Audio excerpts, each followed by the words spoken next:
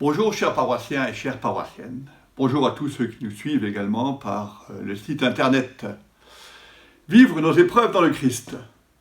Nous arrivons dans ce 7e thème. Et c'est le jour de Pâques.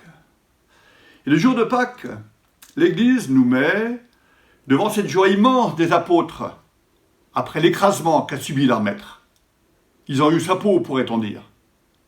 Après ce sabbat silencieux, respirant la fin sinistre d'une bataille, tout le monde ayant rendu des armes à la mort. Et, chose curieuse, il leur apparaît physiquement, le premier jour de la semaine, raconte la Bible, et il leur dit « La paix soit avec vous ». Et la nouvelle va aller comme une traînée de poudre parmi les disciples. Réellement, il s'est relevé et il est apparu à Simon, dit l'Évangile selon saint Luc. Et l'ange, c'est-à-dire Dieu, dit aux 2 femmes venues au tombeau, « Mais pourquoi chercher le vivant parmi les morts? Il n'est pas ici, il n'est pas dans la mort, la tristesse. Il s'est relevé de la mort. » Et à d'autres presque incrédules, l'ange continue à dire, « Il vous précède en Galilée, allez-y. » Cet événement de la rencontre physique de Jésus, nous n'en avons pas fait l'expérience. Seuls les apôtres et quelques disciples, hommes et femmes, qui le suivaient, l'ont fait. Nous ne l'avons pas vu vivant, nous le croyons vivant, c'est-à-dire relevé ou réveillé, selon les 2 termes qui disent la résurrection. Certains d'entre vous, dans l'épreuve avant Pâques, continueront à être dans l'épreuve le jour de Pâques et même après Pâques. Mais ça change tout de croire Jésus ressuscité de la mort.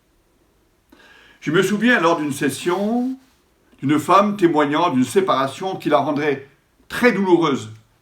Et pendant le carême et les jours de la Passion, elle se voyait dans le Christ souffrant et les messes du dimanche, sobrement fêtée, la rendait en consonance avec le Christ souffrant.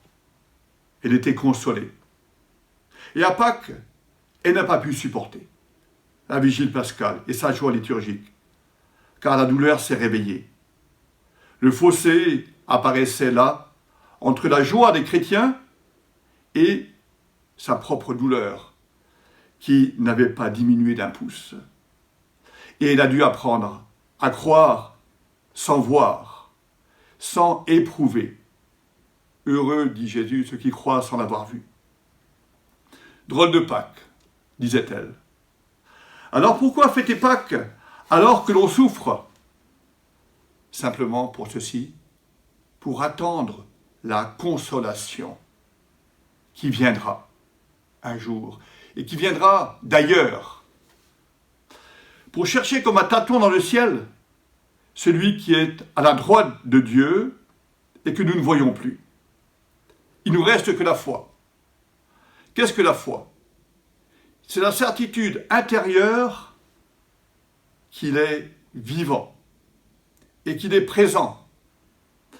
Comme dit saint Paul dans la lettre aux Romains, « J'en ai la certitude, ni la mort, ni la vie, ni le présent, ni l'avenir, ni les puissances du mal.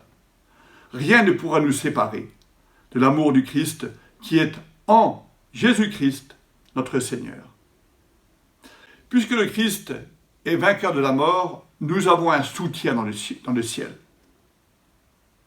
Paul continue à dire « En tout, nous sommes les grands vainqueurs, grâce à celui qui nous a aimés. » Voilà la foi, cette certitude non démontrable par la raison, mais présente au cœur.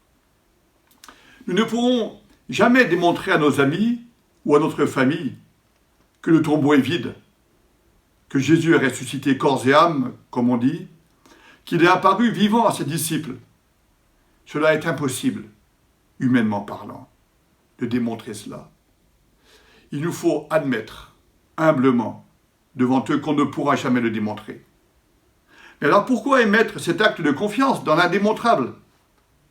Parce que c'est une affaire d'amour et non de raison. Comme dit Blaise Pascal, un penseur du XVIIe siècle, le cœur a ses raisons que la raison ignore. Et le même Blaise Pascal dira dans les Pensées, c'est le cœur qui sent Dieu et non la raison. Voilà ce que c'est que la foi, Dieu sensible au cœur et non à la raison. Concrètement, dans l'épreuve que vous pouvez continuer à vivre, en acceptant non de se fermer, mais de déployer de l'amour vers la personne de Jésus, qu'on cherche parce qu'on est attiré par lui, en dirigeant notre affection blessée vers lui là-haut, en pleurant dans l'épreuve qui nous guérisse de nos blessures, de personnes éprouvées, nous recevrons un jour le centuple. Et là, Dieu devient sensible. C'est la grâce qui devient sensible. Et la foi reprend vie comme ayant reçu du carburant de la grâce, car la résurrection, elle nous touche. L'amour est appelé à précéder la foi. Il nous faut aimer, bon sang, même dans les épreuves. Et un jour, une joie profonde viendra, une reconnaissance qu'il est là, il est là, invisible mais bien présent. Un exemple dans la Bible de cela, c'est Marie, devant le tombeau, en Jean chapitre 20. Tout en pleurs, dit le texte. Elle cherche le corps de son Seigneur, car elle aime son Seigneur. Et elle ne voit rien. Et l'amour lui fait interroger furieusement celui qu'elle prend pour le jardinier. Si c'est toi qui l'as emporté, dis-nous où tu l'as mis. Et la grâce vient, la consolation vient, au moment où elle se sent appelée par son nom. Marie, dit le jardinier. Rabouni, dit-elle, c'est-à-dire maître. L'amour a cherché, l'amour a trouvé le maître, parce que pour qui elle est unique, et la foi est née. Quand la grâce nous touche, elle nous appelle par notre nom, et l'amour revit. Nous sommes consolés. Mais peut-être il nous faut attendre longtemps cette consolation. La résurrection du Christ est affaire de foi. Notre résurrection est affaire d'espérance. Elle viendra à son heure. Nous avons raison de continuer à espérer la lumière de la résurrection pour nous. Car, comme dit l'apôtre en Romains chapitre 5, l'espérance ne déçoit pas, puisque l'amour de Dieu a été répandu dans nos cœurs par l'Esprit Saint qui nous a été donné. Tout est affaire d'amour, n'est-ce pas? Bonne fête de Pâques à tous et à toutes.